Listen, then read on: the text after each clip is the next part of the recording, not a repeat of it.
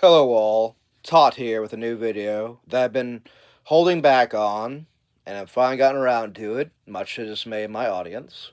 But I'm finally reviewing and recommending a book called A Survival Guide to Our Superpowered Future, Mastering AI by Jeremy Kahn. And let's just look at the cover, okay? Don't mind the paperwork, that's just research notes. As if you watch me review any book, you probably see a lot of those. But this book is very beautiful in so many ways. It's honest, it's neutral, it's balanced. That's all I've ever wanted from a discussion about AI is balance, like the good and the bad, because we don't live in a world of absolutes. Mostly, there's a few, but I can't mention them here. They're not part of the discussion. But anyway, can you just look at this cover though? Just look at this cover. Mm, so good, so good. I highly recommend it just for that alone. Because look at this thing. It's magnetic. It's mm, it's really fits the category of AI and creativity, which it goes into both ends of the spectrum of good AI and bad AI and points out some very fundamental flaws and strengths in the systems we have now.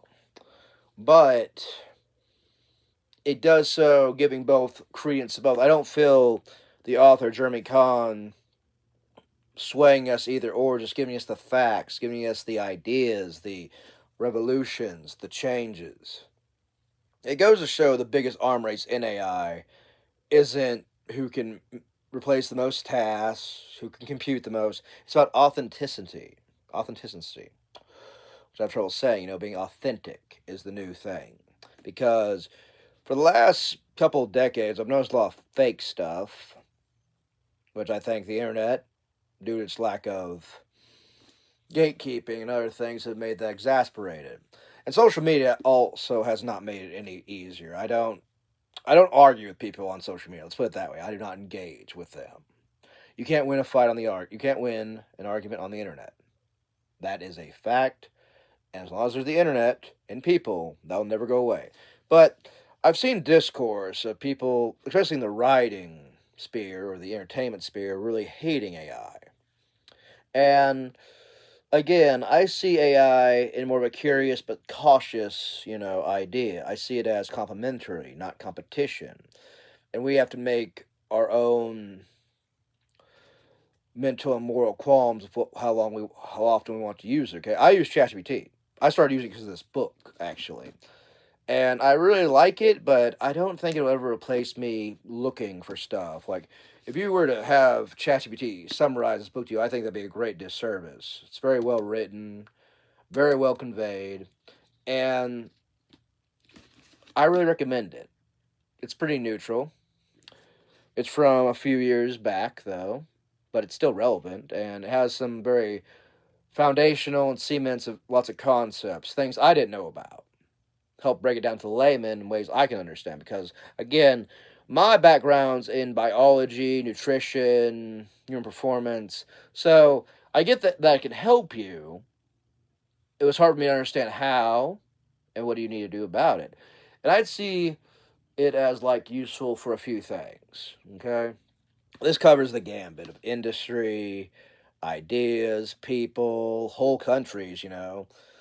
And I'll have other things from this book that I'd like to mention in other videos, some ideas. I don't want to spoil the whole thing or give it all away, but I recommend it for anybody who wants to get into AI, at least to understand it, okay, where it comes from, the history, because a lot of this stuff now is new, but in terms of people not knowing what it is, because AI has been around for nearly a century now in some form or fashion. It's very fascinating.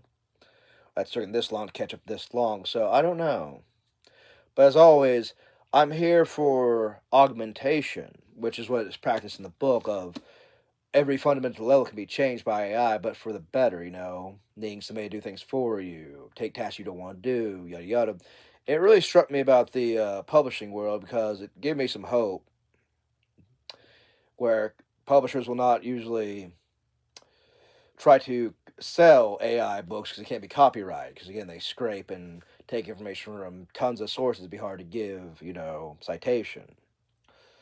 And also that it will help people who are creative actually kind of make the bridge, make the jump to higher things. It helps you write more, you know, makes the bad irrelevant and the better better.